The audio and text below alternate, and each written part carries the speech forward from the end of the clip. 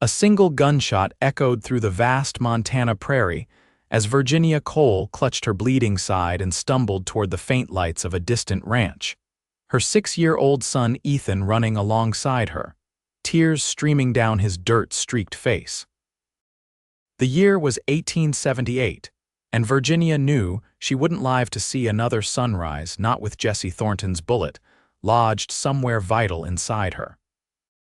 "Mama, please don't leave me," Ethan sobbed, his small hand gripping hers as they moved through the tall grass, the moonlight casting long shadows across the open plain. Virginia's strength was fading fast. "Listen to me, Ethan," she whispered, dropping to her knees. "You must reach that ranch. Tell them what happened. Tell them Jesse Thornton murdered your pa 3 days ago and now me." She pressed a tarnished locket into his palm. "This has your grandma's picture. Keep it safe." Ethan shook his head violently. "No, Mama, you're coming too." "I can't, my sweet boy." Virginia kissed his forehead, her lips leaving a smear of blood. "Be brave, run now, don't look back." With her final breath, Virginia pushed her son toward the distant lights. Ethan ran, his small legs carrying him through the night, the prairie wind stealing his sobs as he clutched the locket, the only connection to a family that now existed only in memory. Vaughn Blackett sat at his kitchen table, a cup of coffee going cold as he pored over the ranch's ledgers. At 32, he'd built Blackett Ranch from nothing after returning from the war. The scars on his body had faded, but the ones inside remained. He rubbed his eyes, the numbers blurring before him. It had been a hard-year drought had taken half his cattle and rustlers the rest. But he wasn't a man who gave up easily. A frantic pounding at his door jolted him from his thoughts. At this hour, it could only mean trouble. Vaughn grabbed his Colt revolver from the sideboard and approached cautiously. "Who's there?" he called, keeping his voice steady. The only answer was more desperate knocking. Vaughn unlatched the door, gun at the ready, only to find empty darkness. Then he looked down. A small boy stood there, shivering violently, his clothes torn and bloodied. His face was streaked with tears and dirt, and his eyes held a haunted look no child should ever wear. "Please, mister," the boy whispered, his voice trembling. "My mama, she's hurt bad. The bad man shot her."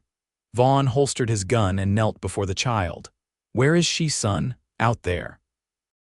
The boy pointed toward the open prairie. "She told me to run to the lights." Vaughn's heart sank. If the boy had traveled across the open prairie at night, his mother was likely beyond help. Still, he had to try. "My name's Vaughn Blackett. What's yours?"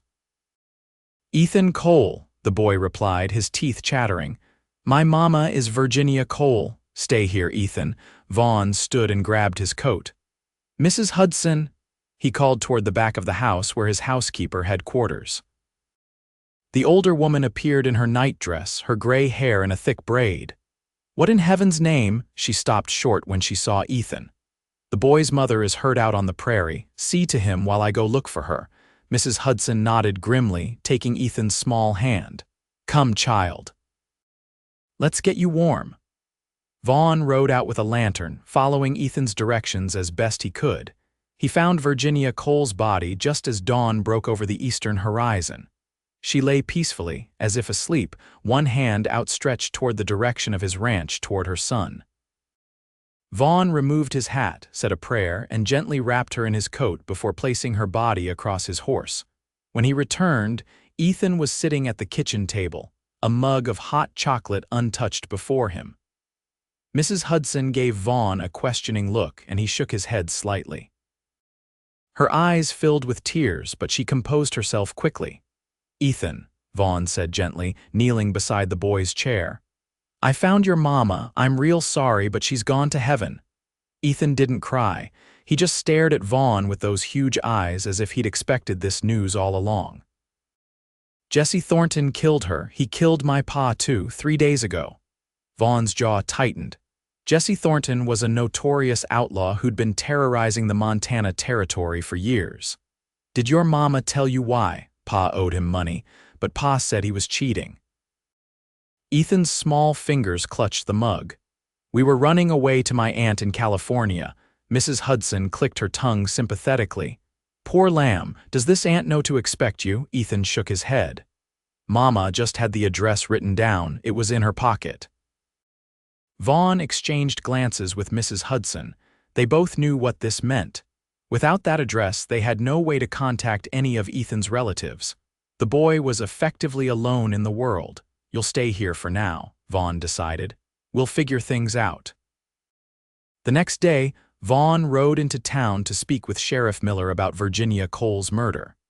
He also sent telegrams to California, trying to locate Ethan's aunt, but without a name or precise location, the chances were slim. Sheriff Miller sighed heavily when Vaughn reported what had happened. Thornton's gang was spotted headed toward Wyoming territory yesterday.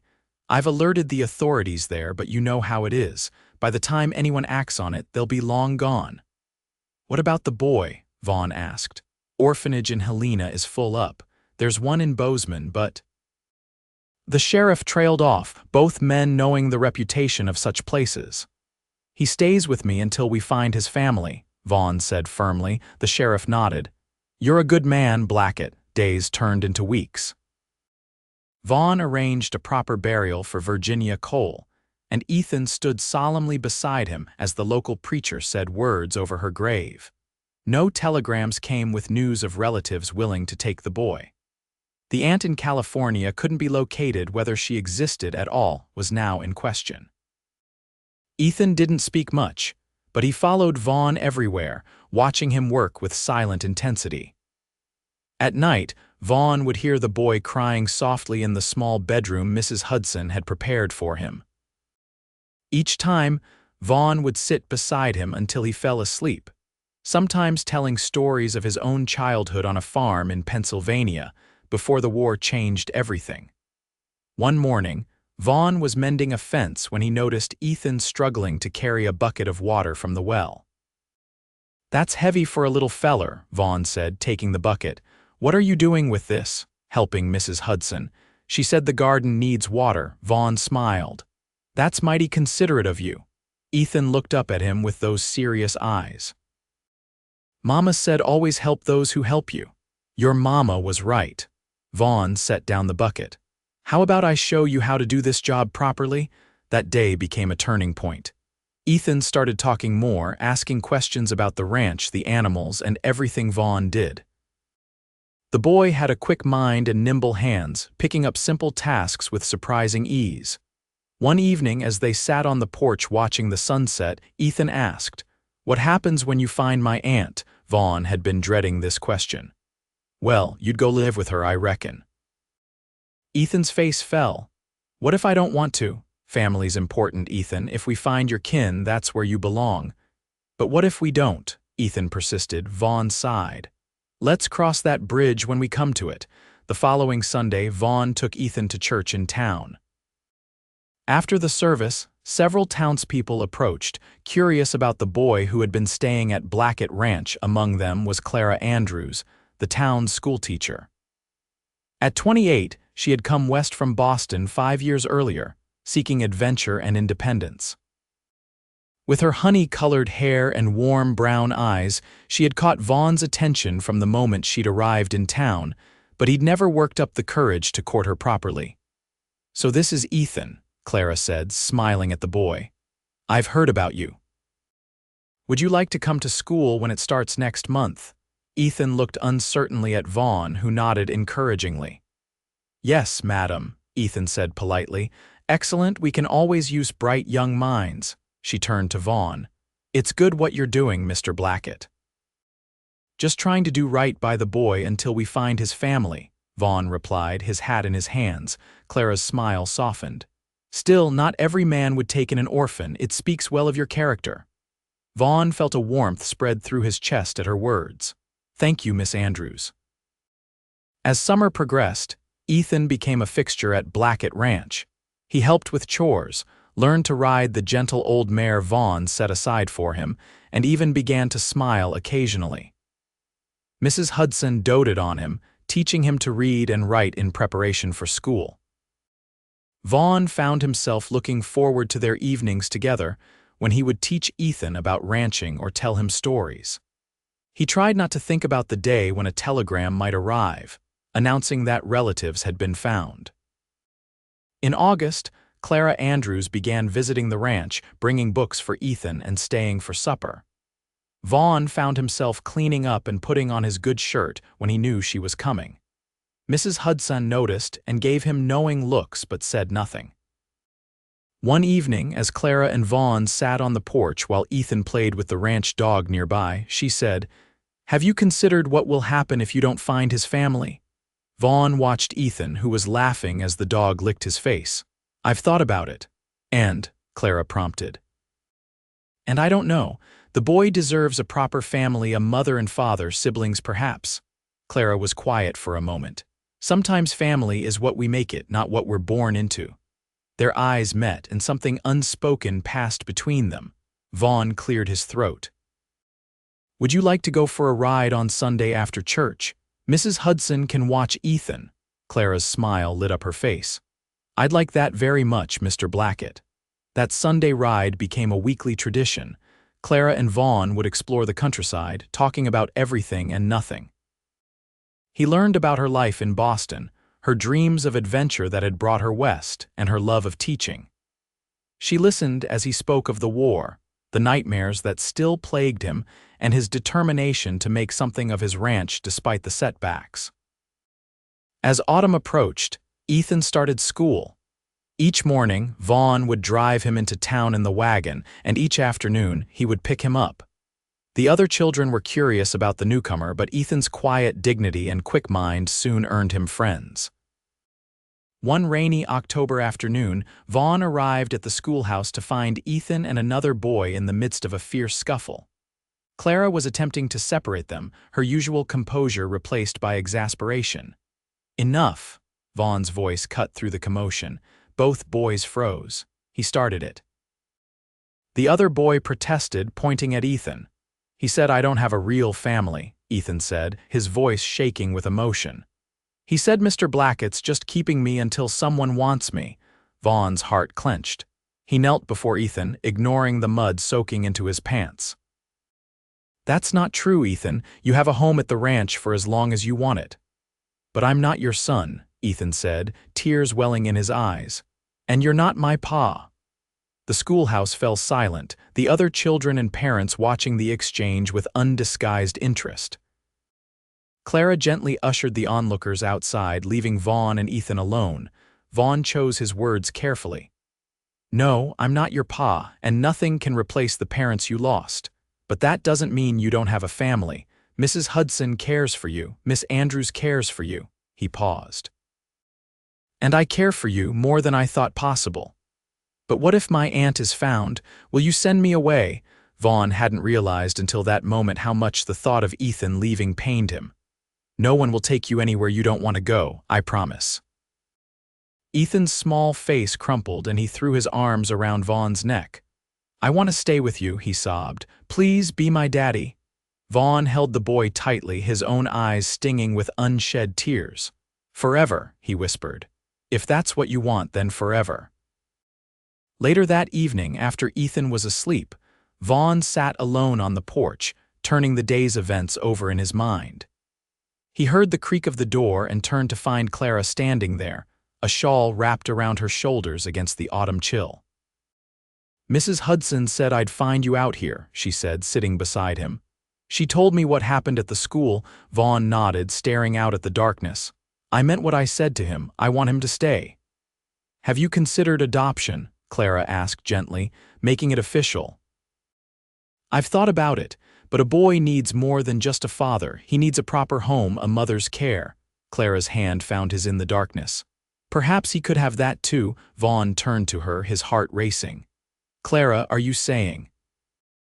"I'm saying that I've grown to care deeply for both you and Ethan, and perhaps, in time, we might become the family he needs."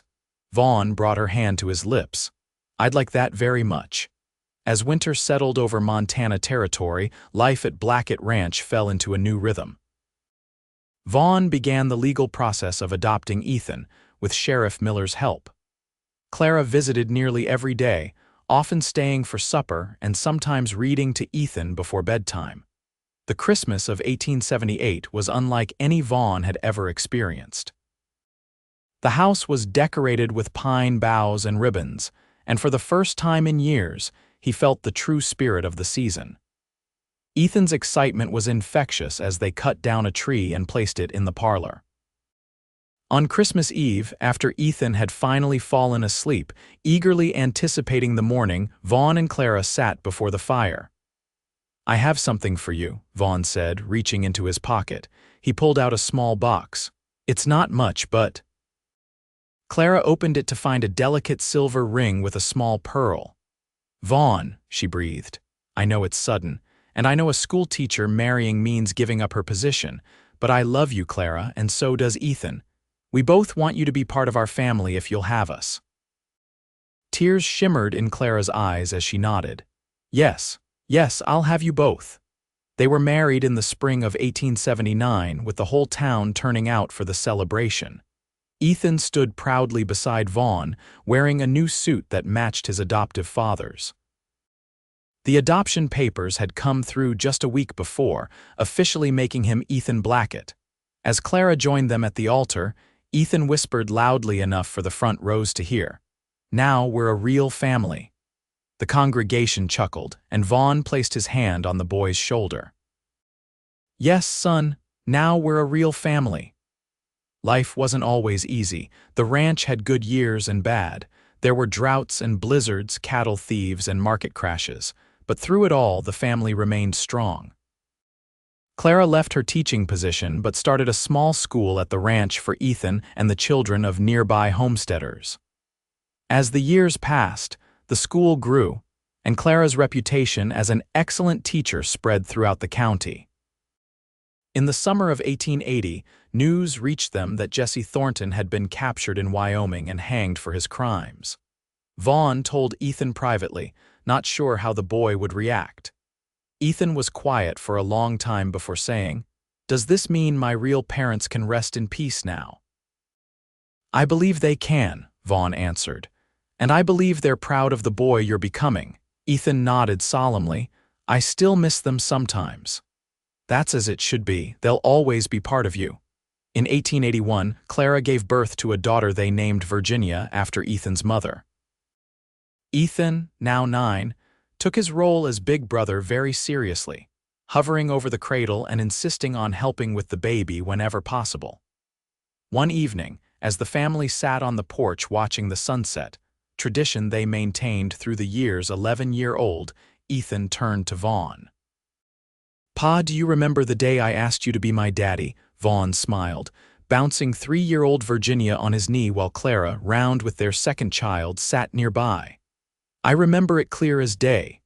You said forever, did you mean it?" "With all my heart, son, with all my heart." Ethan seemed satisfied with this answer and returned to whittling the piece of wood in his hands, a skill Vaughn had taught him the previous summer.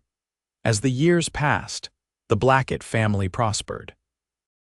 Ethan grew into a fine young man, strong like his adoptive father, but with a gentleness that Clara attributed to his birth mother's influence. Virginia was joined by a brother, James, and later by twin sisters, Emma and Elizabeth. The ranch expanded, becoming one of the most successful in the territory. Vaughn and Ethan worked side by side, the bond between them strengthening with each passing year. Clara's school became an official institution, with a proper building constructed on the edge of their property. In 1890, when Ethan was 18, a letter arrived from California. It was from his mother's sister, Ellen Cole, who had just learned of her sister's fate after years of searching. She expressed her sorrow and asked if Ethan might visit her in San Francisco. Vaughn and Clara let Ethan make his own decision. After much thought, he chose to go, wanting to connect with this last link to his birth family. "Will you come back?" 12-year-old Virginia asked anxiously as the family gathered at the train station. Ethan hugged his sister tightly. "Of course I will. This is my home. You're my family." He was gone for a month, returning with stories of the city and his aunt, who had welcomed him warmly but understood that his life was in Montana. He brought gifts for everyone, and a newfound appreciation for the life he had built with the Blacketts. Aunt Ellen asked if I wanted to stay in San Francisco. Ethan told Vaughn as they rode the range together his first day back. She has connections that could help me start a business there. Vaughn nodded, trying to hide the worry in his heart. That's a fine opportunity. What did you tell her? Ethan smiled. I told her I already have a business right here with my pa. Relief washed over Vaughn. I'm glad to hear it, son. But I want you to know, whatever you choose in life, your mother and I will support you. I know, Pa. That's why I want to stay. As Montana moved toward statehood and the century drew to a close, the wild frontier that had claimed the lives of Ethan's birth parents gradually transformed. The Blackett Ranch adapted with the times, and the family weathered each change together. In 1898, at the age of 26, Ethan married Mary Thompson, the daughter of a neighboring rancher. The wedding was held on the ranch, with Clara organizing every detail and Vaughn, now in his 50s with silver threading through his dark hair, proudly walking Mary down the aisle after her father's recent passing. During the celebration, Vaughn found a moment alone with his son. Your mother would be proud of the man you've become, he said, clapping Ethan on the shoulder. Which one? Ethan asked with a smile. Both of them, Vaughn replied. Virginia Cole for giving you life and the strength to survive, and Clara for helping shape you into the man you are today. Ethan nodded, his eyes misting slightly. And you, Pa, don't forget yourself in that equation. Vaughn cleared his throat, emotion threatening to overcome him. Well, I just did what any decent man would do. No, Ethan said firmly, you did what a father would do. When a scared orphan boy begged you to be his daddy, you said forever, and you meant it. Best decision I ever made, Vaughn said, embracing his son. In 1900, as the new century dawned, the Blackett family gathered for a photograph on the front porch of the ranch house. Vaughn and Clara, now in their 50s, sat in the center, surrounded by their children and grandchildren. Ethan stood behind his parents, his hand on Vaughn's shoulder, Mary beside him with their infant son. The photographer instructed everyone to hold still and look serious, as was the custom for such portraits. But just as he was about to take the picture, baby Robert began to wail, causing everyone to laugh. The resulting photograph captured the Blackett family in a moment of genuine joy, a testament to the love that had begun that night in 1878, when a desperate orphan boy had knocked on a lonely rancher's door. Later that evening, as the extended family enjoyed a celebratory dinner to mark the new century, Vaughn raised his glass. To family, he said, his eyes moving from Clara to each of their children, lingering longest on Ethan. Not always formed by blood, but always bound by love. To family, they echoed, glasses raised high. As the years continued to pass, the wild west of Vaughn and Clara's youth faded into memory and then history. Automobiles replaced horses, telephones connected the once isolated ranches, and the children and grandchildren of the pioneers forged a new Montana. Through it all, the story of how their family began was passed down through generations, the tale of a brave orphan boy who fled across the prairie, a kind-hearted rancher who opened his door and his heart, and the schoolteacher who helped them become a family. And always at the heart of the story was the moment when a frightened child had looked up at a lonely man and begged, "Be my daddy," and the cowboy had answered, "Forever."